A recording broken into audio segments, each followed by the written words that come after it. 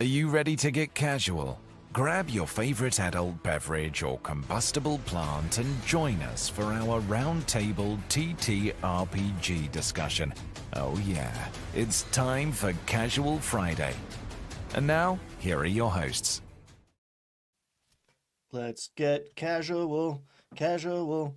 It's Thursday, so we ain't doing that or singing that song. I don't know why that was the Office episode. I don't know where that came from. I'm sorry.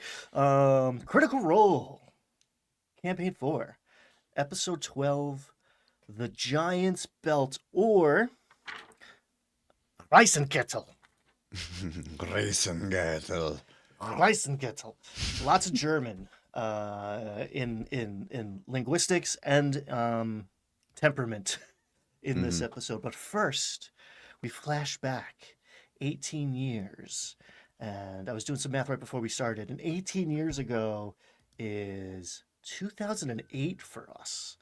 The heady days of the early Obama administration. Like, what a time to be alive. What a different era. But in this, it is the year 53, and our old bard is once again young or younger, and is up with Hero, his daughter, who is an infant. Upstairs is Elodie, and I'm not sure about the polyamorous web of relationships that are going on in this orc household, but the mother of at least Hero. They give us Shadia, and Aligar are upstairs sleeping as well. And Thiazi Fang knocks on the door at 2 o'clock, 3 o'clock in the morning. So you know it's gotta be good, right? When someone rolls up at to your house at 3 o'clock in the morning, it's gotta be good Yeah, news. I was absolutely. ready for it to be evil. Flashback scenes are always interesting because you know that they can't advance the plot too much, and we know in advance that this one is heartbreaking. This is here to tug on the heartstrings specifically. Yes. Cut back to the dead guy before he was dead. Um, Decked out. It is interesting to see him like, oh yeah, he was like a princeling for at least a short span before he declared rebellion on his wife's house. But he's all in like Royce finery with like Shadowfax, essentially, some magical horse who can communicate with him much clearer than like your standard horse who did a 5-day journey in 2 nights. Pretty cool. He's all, blinged out, and he's like, I guess I'm rebelling. I guess the Falconer's Rebellion is gonna happen. Uh, Lots of proper nouns, lots of names, lots of things. I put on closed captions for this episode because I was like, oh boy, that's a lot of words that I Mm, did not catch. And even going back and like reading it and like paying close attention, I was like, okay, stuff's happening. They outlawed druids, or at least like a druidic organization, they and disbanded the warlocks. Druidic Council, yeah. They disbanded the council, which we know is still in. Well, we don't know actually if it's one and the same or not. And they outlaw there's some sort of problem with demons, as you do. Someone's messing around with demons, and they've ruined it for everybody, even people who have pacts with the Fae. Because all of a sudden they're like, no more warlocks. And this is what,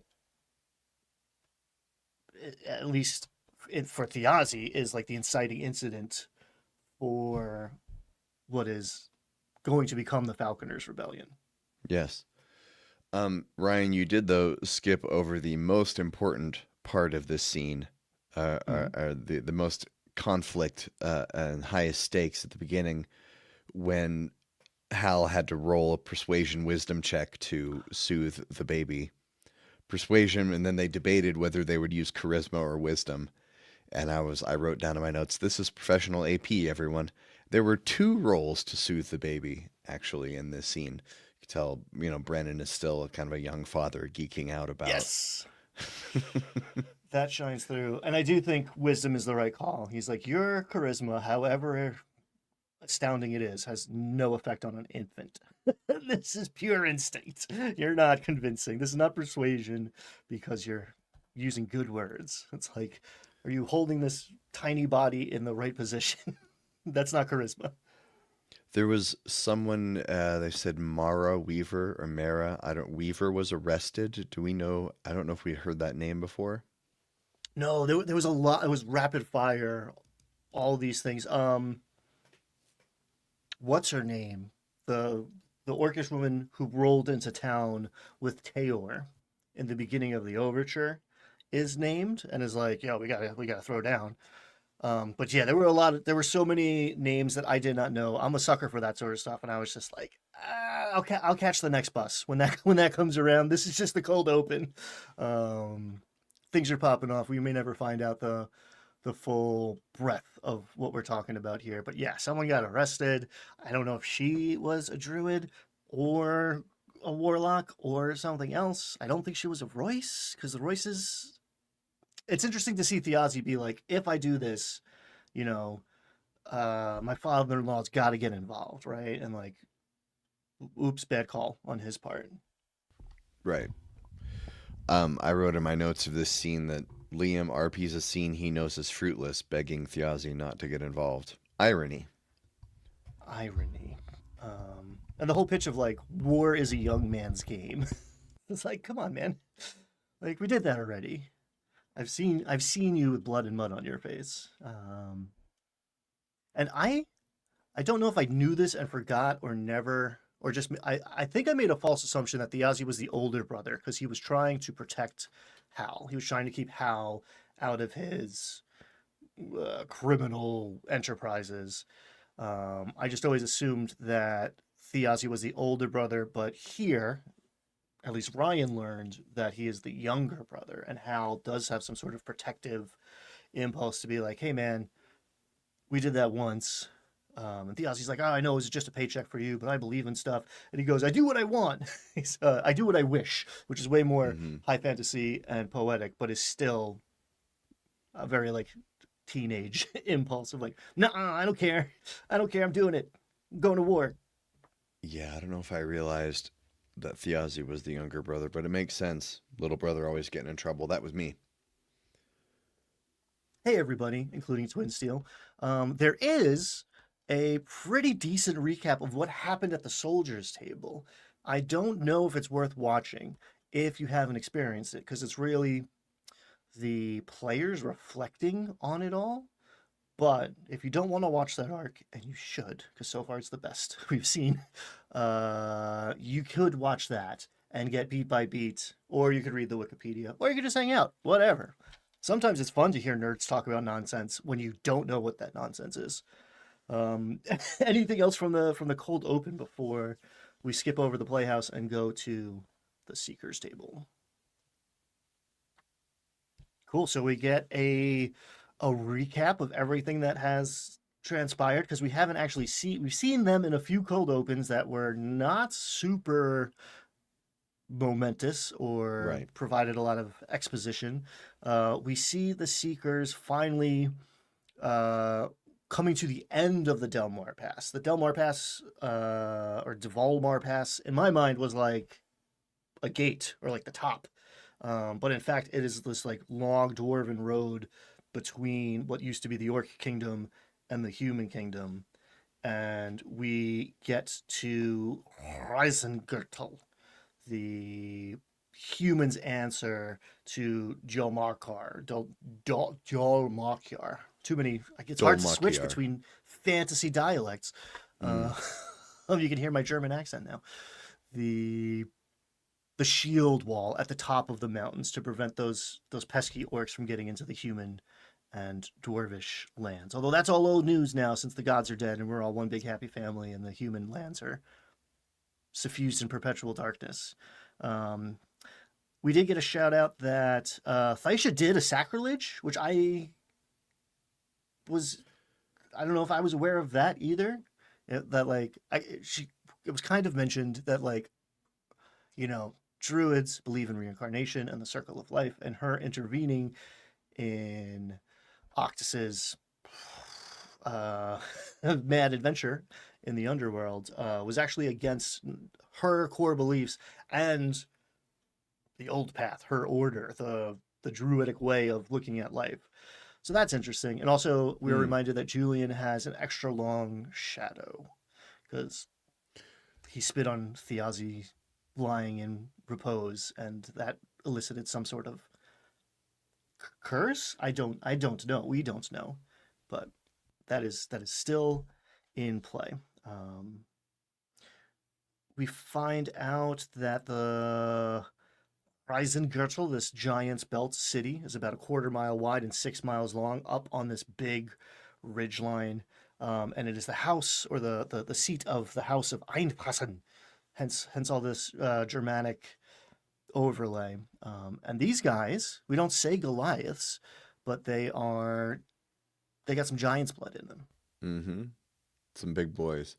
And there was one part I'm not sure if I followed it where it said that it was two different cities and they were warring and then they decided to unite and trade to become Riesengürtel. The Riesingürtel used to be at war with Dalmakyar, and now, like, the Dvalmar Pass was built for armies, and now it is like the major trade thoroughfare between these two cities that used to be enemies. Copy that. Because, God of War would you got a war with somebody, right? So Right. the Sun God and his dudes seem like a good target. They're in the neighborhood. So that was the deal for. We don't really have a time span of like what came before, but here we are. These guys were defending the front door or the flank. I'm not quite sure of the Oberdinian kingdom, which is the human folks' land that were allied with the sun god. But that's all over now. These guys were on the side of the gods, but the gods are dead, so they eventually joined up with the other sundered houses, which makes the rest of this episode very, very interesting. Mm-hmm. Um, they're trying to lay low, and I walked in here thinking like this is just like a pit stop, but this is where the caravan that we've heard so much about got stopped. So the Mm-hmm. Royce caravan got stopped here, never showed up, and then everything went down at the Palazzo de Vinos, and Yeah, I thought Aranessa was taking them back to their homeland, but I guess this is on the way, or I don't know if they decided to go deal with this thing about the Dvalmar Pass because we've been hearing about it since the very beginning. So is it on the way or detour? I don't know. my understanding is that this is on the way. Harken back to last week's lament, my kingdom for a map. Mm, But the Golden Orchard is on the edge of Fairy, but I think Fairy being like a multi-dimensional space, like it's just like somewhere where the veil is, then could be anywhere. But it's in the human lands. The Royces are human. They were part of the Oberdinian Empire, and this is the very edge of that. We are just this is the shield wall on the edge of the Oberdinian Empire. So it's on the way from Dalmakyar. Yeah. So this is the problem with the NPC in the party is that everybody talks and is debating what to do, and then they go, "Oh yeah, is there's five of us." And then they go, "Hey, dungeon master, what should we do?" right. And you're in this awkward position of like, well, I can either not have an opinion or I can have this character's opinion carry entirely too much weight. I think Brennan's doing a decent job of having her be deferential and just like, I don't really know what the right answer is here, but this is what I want to do, and you don't have to come with me to do it. That's really the only solution, especially because Julian will do whatever she says to do. Yes. Yes. Which is not my favorite situation as a dungeon master or as a player, really. It does kind of step on the toes of whatever player agency. Yeah, Um, Brennan's gonna have to kill her off at some point. well, stay tuned, folks. Uh, Um, one thing we learn as they're coming down the pass is that they're cool with druids here. yes, the Taisha's old Taisha says they're just we're passing through to go to a druid meeting, and they're like, "Oh, welcome." Cool. Oh, right this way. Yeah, they spend a lot of time talking about how they're going to lay low and keep a low profile. And then they find a funny but inconsequential little hostel. He's like, it's not even an inn, this shepherd's shelter. They stay at a cheap place to keep a low profile, not somewhere where the Royces or Davinos would go. And then they go to the Biergarten, and I was like, man, I wish I was in Astoria or Hamburg right now. Like I miss places like this where there's like the giant picnic table where you can't help but be social with the people around you because they are all very drunk and literally sitting on a bench beside you. So that like feeling of camaraderie is there. So they're like, yeah, is there like a dark corner we can slink into? And he's like, nope, you're in the mix. It also has Chekhov's enormous monster horn that did I, not. I legit wrote Chekhov's horn in my notes. Right. Can't believe, so spoiler alert, they haven't blown it by the end of this episode, which is incredible to me. Julian orders a Cabernet at the beer garden, which is just delightful. The first little chink in his armor And the guy that says, we've seen. "Cabinets." Cabinets. And he's like, give me the strongest thing you have. He's like, if you drink this, you won't have to eat food. And he gives him like the black beer that smells like sourdough. It's like, oh, I know, yeah. It's like the double Guinness stout. Like, I know that. I've had that. It's a loaf of bread in a stein. I have here I heart open rolls. There's a lot. Brendan Lee Mulligan is a big fan of rolling in front of the board, in front of the Dungeon Master screen when it's like, this is for luck. Let's let the dice tell a story and prove to you all that I'm not I am not the one that's making things happen. The universe is dictating what happens next. He keeps using D4s to do it, which D4s are the worst dice. There's a lot of confusion Objectively. later in the objectively. Like Yeah. there's better versions of D4s out there, which I have seen, which are like little like pretzel roddy things. But like if you roll a dice and then you go 4, wait, no, 1, wait, what is it? That's a bad die. I tend to use D20s in D&D because it's a D20 system, or I'll use a D6 if I'm feeling old school. Daggerheart, it's a D12. It's like it's sensical to the system to me. I'm a big fan of D12s for random rolls because they don't get used enough and they are the best dice. Just from like a I don't know, from a monkey mind instinctual, like my brain thinks this is a berry. Like my brain knows this is going to taste good. There's juice in the middle of this thing. I just have to get like through the hard shell. I know it's tasty in there. They get a lot more use in Daggerheart, that's for sure. They do. Daggerheart scratches the itch.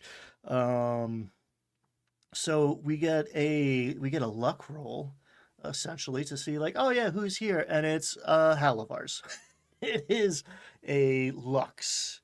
2d6 is the best for a lot of practical applications. I like me a bell curve, even though come at me math nerds, it's not quite a bell curve, but it might as well be. There's a probability distribution, and that lets me do cool stuff to my tables. Check out the Vertigo table for more waxing poetic about tables and dice distributions. So yeah, this young Lux, which I have here, is also a good name for like a DJ. This young Lux and some soldiers sit down. They're like, "Oh yeah, happy Candlemas is coming up," and it's just a kind of chef's kiss. And this gets my wheel spinning of like, how much do the Seekers know about what's going on at the soldiers' table, or what we know about the soldiers' table, and not even like, what do have the players watched all the episodes?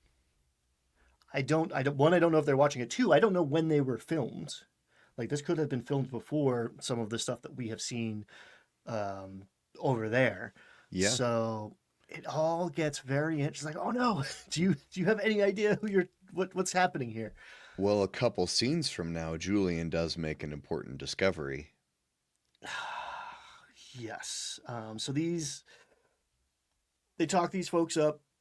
this young Lux explains that they're bringing light to the darkness. They're bringing filament to Venutis, some other place in the Mm. perpetual darkness. Turns out when you kill the god of the sun, you get night forever, or at least for the last 70 some odd years. Um, we learn that when Octus eats, it's bad. Um, when Yeah, Octus drinks, it's even worse. There was a lot of like body horror is not my favorite thing, but I think like I know folks whose threshold is a lot lower than mine. But like, ooh, there was a couple moments in this episode where I was like, uh, this is it's just too much anatomy. yeah, it got pretty gross when Octus first tried to eat. Brennan said, "You can't make saliva," and I was like, "Oh, ooh, we could stop there, all right." And then he still tries to eat and he tries to drink, and when he tries to drink, it starts to come out. And there's more body horror later on in the next scene as well after this. But yeah, he Octus behaves kind of strangely, like he knows it's not going well, yet he continues to eat. We find out later it's an experiment, but at the time I was like, "Hey, he's okay." I do love like the 20-year-old like college student intellectualizing his problems of just like it's all very heady for him. Like we Mm. find out he's drinking to get the food out. And then he learns that he doesn't have a gag reflex, and I will not make the college joke there. Um, but it's so Bugs Bunny of like he drinks and like your shirt's wet. Yeah, I kind of like it though, as I like the idea of the wizard as scientist. Yeah. I like the idea that after that he took out a little notebook and wrote like food consumption trials, trial one, this consume, like making notes. I like the idea of wizard as scientist detective.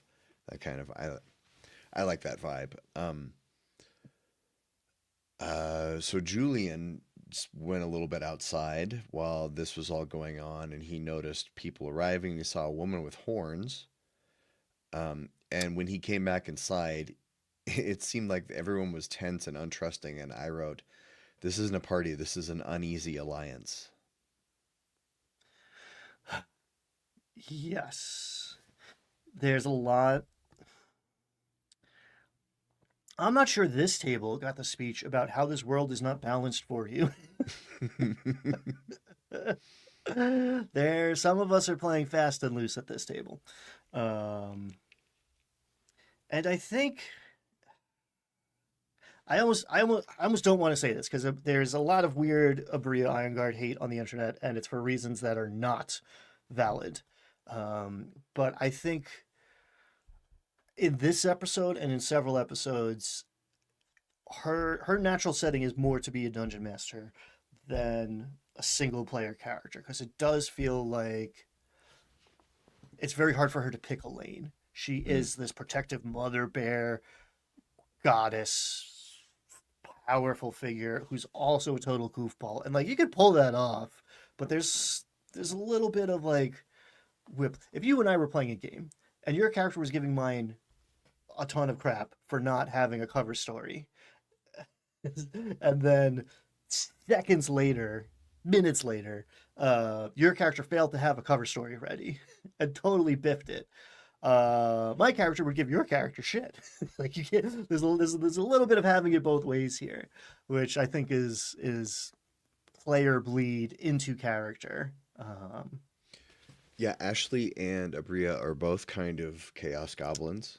Yes. Um, and Matt is not a chaos goblin, but Matt is playing a PC that has incredibly strong opinions.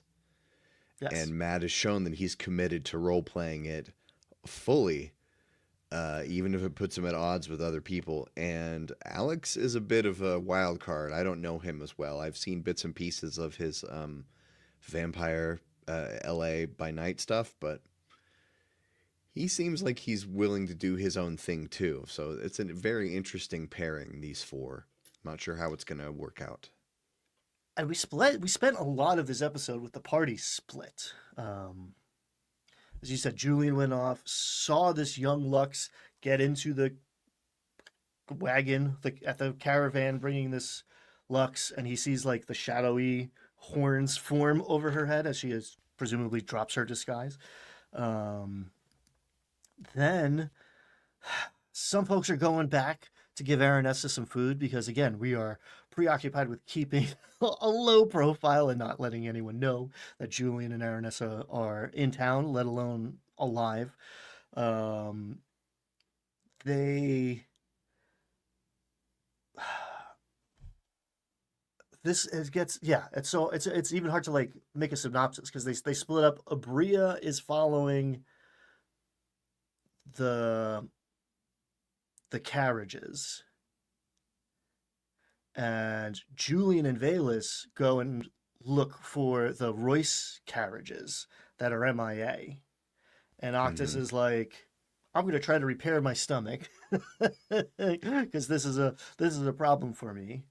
Um, we Yeah, find this out that go, this is the scene where Julian figures out that the Taconuses and the Halivars are in cahoots. They're cahooting. there's some sort of cahooting going on, and all of the aspirants are here in town.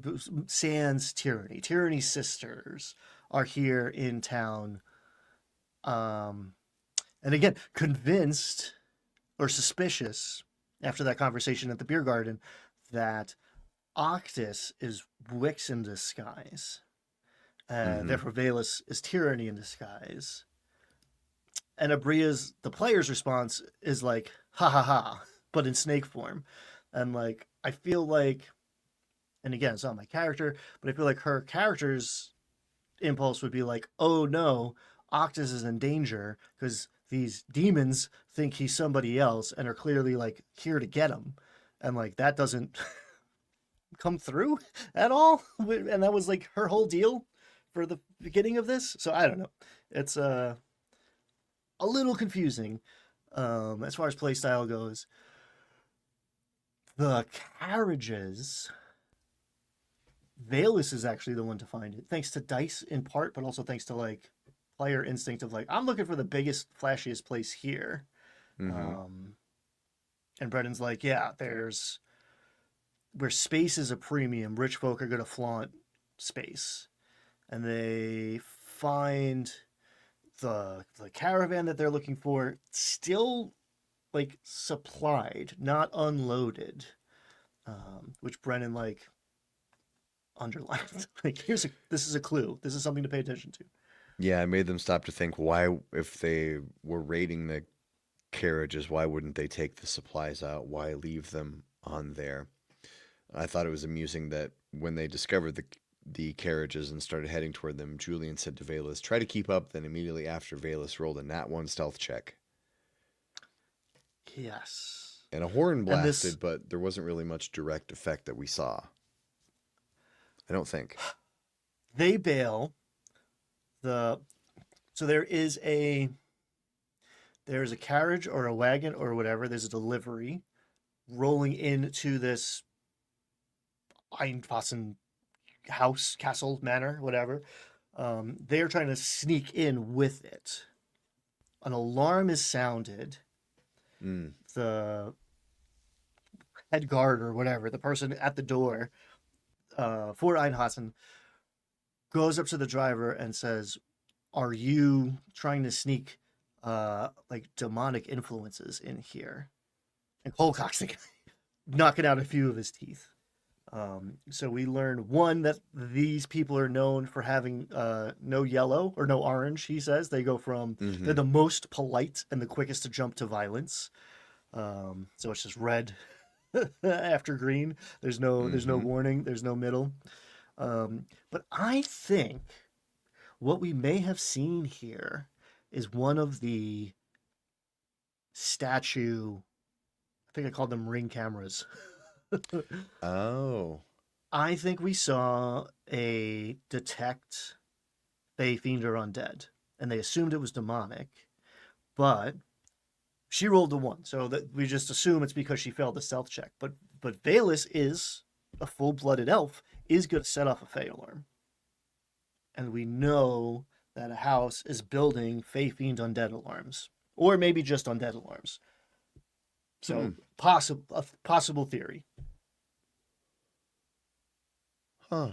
Interesting. Yeah, I don't know if we saw any of those statues, but we also know that the I think it was the Halovar who had the detect magic dogs. Hmm. So we can see in this world that magical defenses that Brennan has thought about the fact that the houses think about magical defenses, right? Because the way the guard like phrased it, it's like, what did you do to set off that alarm? It's not that he saw someone sneak in. I believe the alarm seems like passive, or like it can't communicate what it saw. It's just like the alarm went off. I know something bad's going on. What did you do to trip my alarm? So yeah, maybe it's not the same methodology that the Taconis are cranking out with the basilisk in the dungeon miles and miles away. Um, but yes, I love a good world building thought out of like, okay, in a world with magic and political intrigue, what would people be doing about it? Um, I did write in my notes, Alex's jangly bracelet is driving me crazy. Oh, I Um, wrote that later in the episode, but yes. Oh man. It's like, who let the cat in here? What's going on? it's a podcast. Um, Don't wear jangly jewelry when you're recording audio. Don't do it. It's just a bad idea. please don't do it. Um, This is when the D4s are rolled to see if cell checks continue to be made under the auspices of Pass Without Trace, and there's a lot of like, what is going on? And then they go speculate and make plans for a while, and we know what becomes of plans, and we hit the break.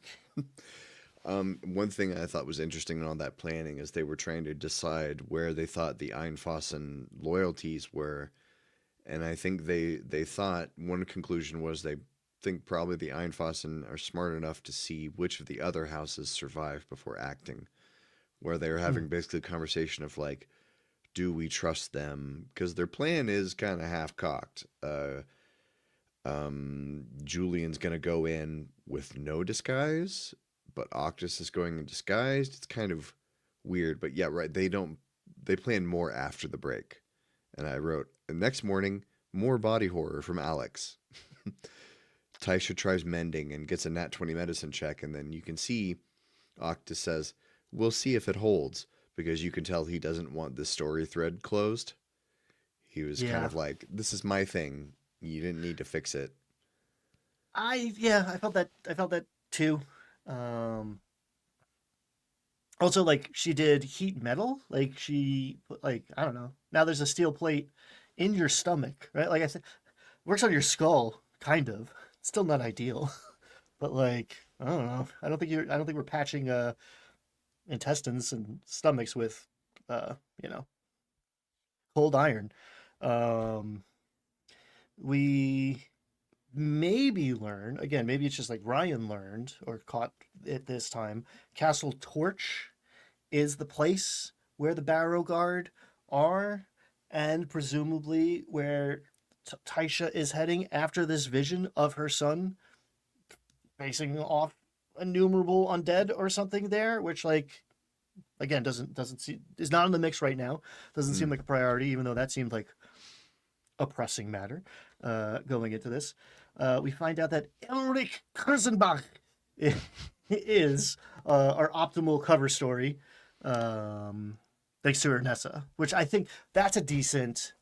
Instead of like, hey, can I make a history check? Like, hey, I'll ask the person who would know, and that's a stand-in for does my character remember this? Like, okay, I'm looking for the name. Erlich Kurzingblade. Is it that's what I said. Blade? It's like BLAG, Blach, Blag. Erlich Kurzingblad. And I love the way that Uh, Brennan says it when he's like, Kurzingblad. oh, Carson Blag, you old so and so. Yeah, like you old rascal. Kurzingblad. And Uh, yeah, the plan. I I wrote down they stopped for quote the worst brunch ever. That's Yeah. what they said because everyone was super awkward. But Worst ladies' brunch ever. So much swallowing. yeah, Ehrlich recalls that he's met Lady Ingrid Einfassen, who would be a potential ally. Yeah, and he's like, I would like a private audience with the Princess Einfassen, please. And she's like, hello, 48-year-old man I haven't seen in years. Is this courtship? Did you come to call on me? He's like, oh. Uh, Alex is like, right, I could see how this would be weird. But then Julian steps up and says, no, actually, it is I who is here to meet with you. And it's so. I mean, you work with the information that you have. And again, I'm struggling to separate my own speculation and hours of watching what's going on at the soldiers' table. So the Julian Octus buddy cop comedy, they figure out that the Einfassens have impounded and arrested these people uh, because the Royces asked them to, because they had found out that there was a traitor or assassins in the mix. They received a letter. So they received a letter. And Ingrid, this was the most German part of it all. Like, not very direct, not very clear. At least in your written word, it's not an insult, just a criticism. It's like perfect. All right. That was not meant I to know be an Ingrid. insult, only criticism. He's like, I all right then. Yeah, I have a couple Ingrids in my life. I love them dearly. So what's funny is that they go there with the intent of we're gonna find this Ingrid Einfassen, she can be an ally, and then the very first thing she does is go, oh hey, fetch my father. And the scene this is when things start to get exciting because they're like, uh-oh, now everyone knows they're here, and one of them isn't who they say they are. I don't know if anyone is who we know that we know the Einhausens are who they say they are, but the second I meant she sees Octus. Julian. Oh, I'm sorry. Yes, Octus is not who he says he is. And she sees Julian and she's like, "Oh shit." And me as the viewer, I'm like, she knows he's supposed to be dead. Like Julian is supposed to be dead. Probably, presumably. Some people know that. Other people could infer that, or perhaps, if you believe the cover story, he's in Fairy. Although I'm not quite sure if that happened yet. There's the multiple threads thing. I don't know. No, it had to be because it was the next day, right? I don't know. I don't know how fast information travels or what's happening when at this stage. I'm confused. I hope you are too. We don't know what the Einfassen know or what their extent is. The only thing we know about them is really from Azune's story. We know that the Einfassen are dicking around with the arcane marshals, right? And they're taking over that. We don't know why. We don't know who they're cahooting with. Right? Who are they cahooting with? We don't know. So yeah, Lord Otto with the walrus stash shows up. Beautiful, appropriate, love it. He reveals that General Raymond is the one who signed the letter, who is Matt's character's father. So he's like, oh, let me see that letter. I'd recognize his handwriting. I don't, but the seal is broken. And they're kind of laying it all on the table. Matt just laid like, here's everything that we know to this lord of the house of Einfassen. And Octus, as Ehrlich, goes, where's the handmaiden? She went to get this letter and she's not here. Mm-hmm. And he clocks the leak, the red flag. in the room. Um, so they rolled very poorly in the beginning of this episode when stakes were fairly low, and there were a couple big rolls in this one, in the back half here. In fact, after uh, they go and get Greta, Otto is like, and they find out that she has sent a pigeon. She sent a bird. She has sent a bird. So clearly, she's communicating with someone outside of this place, presumably outside of the city. Um, the Lord says, "Did you do that because my daughter asked you to?" And she says, "No," and he kills her immediately. No further questions. Nothing. Otto Einfassen is very pragmatic. In the right before that, he had said directly to Julian, "Of all this business, I don't want to hear any names that make my life harder."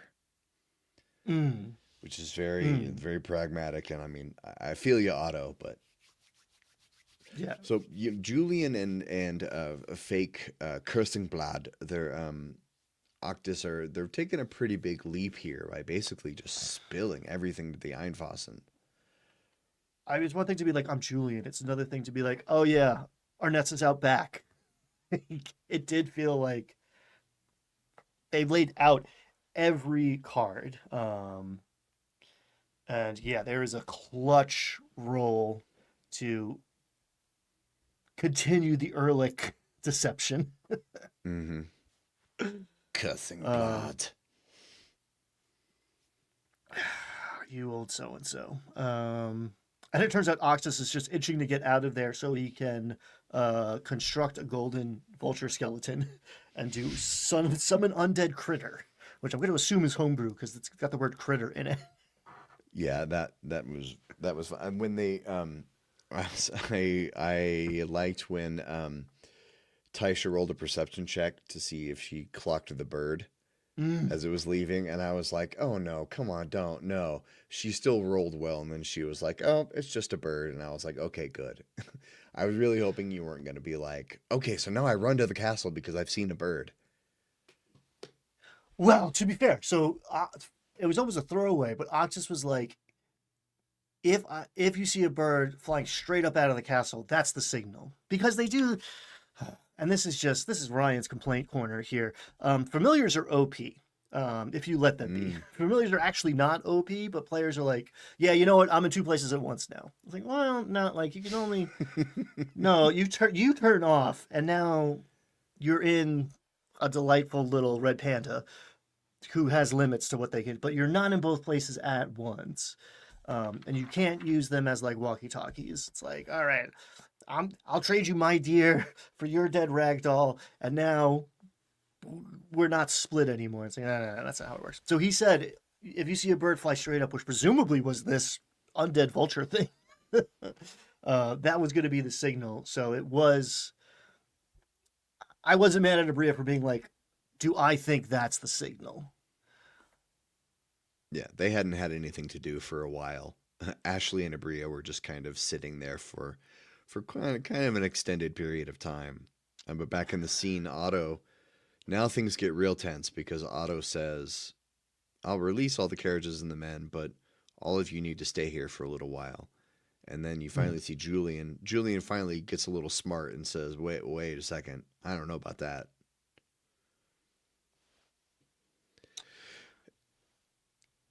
How are you not suspicious the entire time you're playing this game? Um, it did seem like a huge leap of faith on the player's part, and they Had it had been a options. Had it been established before that the Divinoses and the Einfassen were buddy buddy, and that Julian might have had some reason? I mean, you got to think that the Seekers don't know about the Einfassens dicking around with the arcane marshals. Because if Julian knew that, he he would know that they're rotten somehow.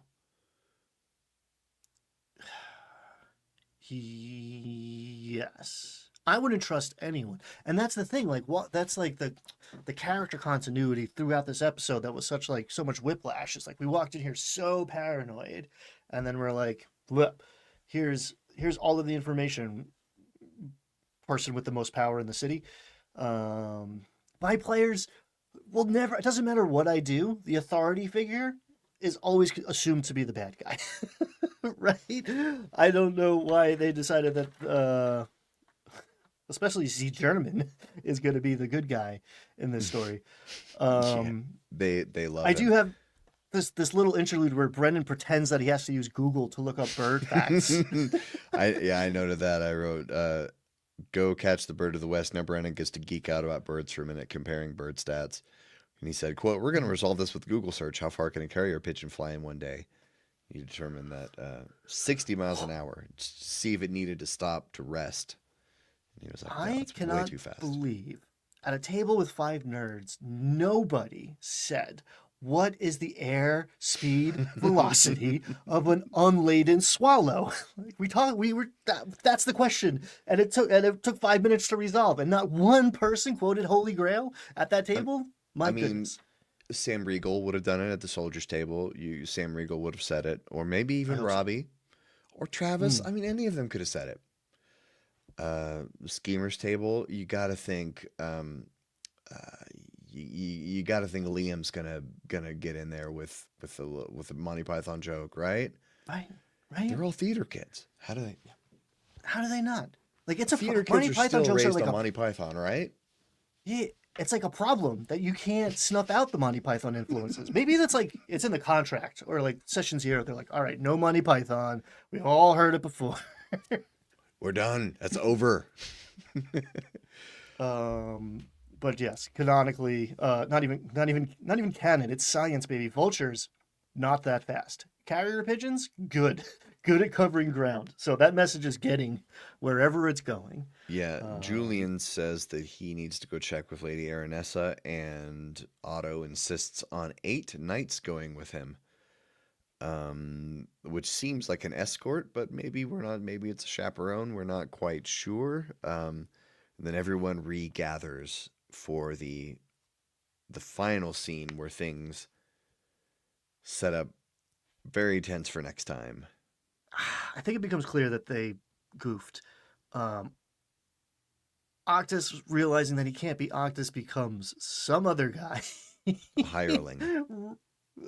Rolls in there and is like, "Hi, I'm your hireling." And Taisha's like, "I didn't hire a hireling," and that's the same sit. It's such a beautiful like, "It's your birthday." Like it was so that brought me so much joy. And then they were like, "All right, we're gonna pay him out," and he'll go like, "Well, we thought we were leaving. We don't need a porter.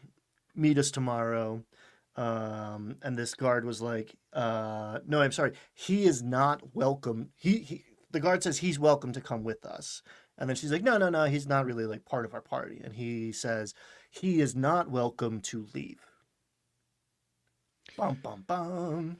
Yeah, so the plan was to go that after Gather, they made a plan to go back up there to convince Otto just to release everything now so that they can all split, and that they're going to have to go stay at the castle to do it. But then now, yeah, the cliffhanger is that Octus has to go with them, and we find out in the cooldown that he has 2 level 1 spell slots left after the current one. So he's been a hireling for half an hour. So he's going to a castle where he cannot leave, and he has 2.5 hours of disguised self left, and then who knows? I'm going through my notes here because I wrote it a lot earlier than I thought I did. I wrote it when the demons find out that they're in town and they like don't react to that information all that much. But I said they split the party, their cover's blown, natural ones are abounding. I'm gonna put money that this is the first party. This is the first table that's gonna TPK. If anyone's gonna TPK, it's these guys. It just felt like a lot of strategic missteps. You know, I'm here for the luck of the dice. And the dice kind of saved their bacon towards the end here, as comments are saying in chat. But man, I don't know. I think they screwed up. And like the colds, the not the cold open, but the cool down. Brennan's like, so how do you guys think it's going? Was like, it was like, what do you, where do you think you, what was the question? What's your read on the current situation? Like he said it very neutrally, but that's Yeah. not the kind of question the Dungeon Master asks when you're doing good. I think I'm sitting here thinking about that TPK, and I'm wondering also if I think that's very possible, and also this might be the kind of table where a TPK happens because somebody ran away during a fight. Like I could see Valus deciding to flee during a fight, or Octus, or Julian. I mean, Julian will defend Aranessa to the death. Taisha will defend Octus to the death. Valus, she could run away. Bales could run away. She does seem enamored with Octus for reasons that are not 100% clear. I think because like he had her holy relic and is clearly like some sort of like if he can be resurrected, then like who else can be resurrected? We don't really know much of her like backstory, and it's a 10x multiplier more backstory than anybody else because she's an elf who lives forever. And to Ashley's credit, she needs a reason. She needs a reason to be here. So, Yeah. if it's not Actus, it's Pym. She's here. She's just here for the pet. Oh yeah, I remember that now. I remember when she did that, when she decided that Valus was fascinated with Pym. I was like, oh, she's digging a little hook in. Because you got to. Yeah. But yes, it does seem like again they spent most of this episode split up and screwing up. Yeah. Um, And I've seen one thing I've noticed Brennan's DMing style is I've seen Matt is reluctant to split the party. Um, but Brennan, I've seen him do this on Dimension 20. He is totally fine with doing 5 minutes with one PC, 5 minutes with the next, and rotating like that for 45 minutes.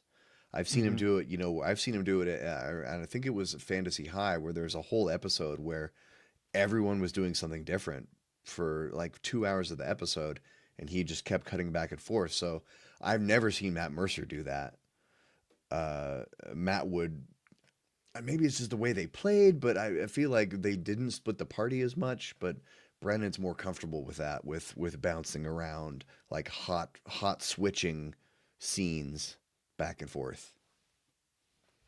well, that was kind of the name of the game with the overture, right? Even when people were in the Right. same room, it did feel like they had so many plates spinning. I am enamored with that ability. It's like if I got two things going on, I'm using up a lot of my Dungeon Master RAM looking for transitions and weighing out like, is this an equitable amount of time? And clearly he did not care about that. To like, he's like, all right, you guys are going to brunch and just like not going on this part of the adventure. Cool, don't. That's fine. But this is where the interesting stuff is happening. But yeah, I don't know. I think they're cooked. I mean, I'm not saying like they're gonna wipe next episode. And like to be fair, everybody, like the next episode 13 is out, and I have not seen it, so I might be putting my foot in my mouth right now. But it doesn't seem like putting your full faith in the House Einfaden was a brilliant plan. Hmm. We don't know. We're just gonna have to wait and see what happens. Any final thoughts before we close out? Last week I told that story about Jaime Lannister and about how the third book made me love Jaime Lannister, even though I had hated him previously. Mm-hmm.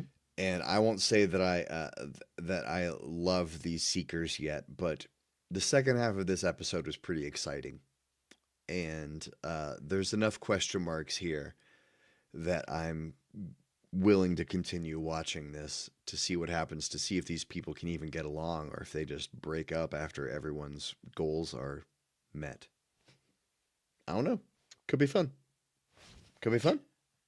Yeah. Last episode you were talking about, or maybe it was a few episodes ago, you were talking about like the perforation at the soldiers' table and how you could see those splitting in half, essentially becoming two tables eventually, which is presumably more manageable, right? At least 33% more manageable, maybe 50% more manageable than three tables. Yeah. And you saying that now, I can very much see that here. I can see this table being the one that whatever shatters, metastasizes, depending on how things go, and becomes folded into other groups. I'm not quite sure who goes where. Um, there's a lot of it's a lot of wild cards. Well, that's interesting because Octus, Valus, and Taisha all have a vested interest in each other. hmm, Octus is kind of this Stranger Things 11 power character where there's something weird going on and everyone has a stake in them. Taisha's mama bearing and Valus because the stone is like actually in there, right? Like Valus's juju that she's looking for is in Octus somehow. The only one who's like the odd man out kinda is Julian, right? Because he like Lady Aranessa said, go with the druid at Palazzo Divinos. And that was the first time that he really paid attention to the party. yeah, they just all happen to be going east. Like Does he have a that's the through hook line. that I'm not thinking of? Like a hook into the party I'm not thinking of? It's Aranessa, and like maybe that's why Aranessa's here. Like he obviously has a heated rivalry with Taisha. He has an uneasy respect for Valus now. Like the whole I'll take the elf thing. That's like oh, okay, this is I can see avenues for growth in the relationships there. Mm, His take on Octus is like they didn't talk during the overture. He just like blew right past him, just like too cool for school. Like, oh, you're not important enough for me to care about. right. So yeah, that could all change. And Matt, this is Matt freaking Mercer. Like he is masterful. So like you make all these choices in order to have them as starting points, not to be a jerk for the whole season. We've already seen it soften up some, but He's so good at it though. Like when Valus was doing something and he goes, Elf, what are you doing? And I was like, oh, he's such a prick. I love it. He just calls people by their race. It's so terrible. oh, it's bad. Oh, it's bad. And I think again, another little tick in the column of like that can get you killed in this world. Yeah. Well, that is all my final thoughts. Um, yeah, I'm with you. I like variety.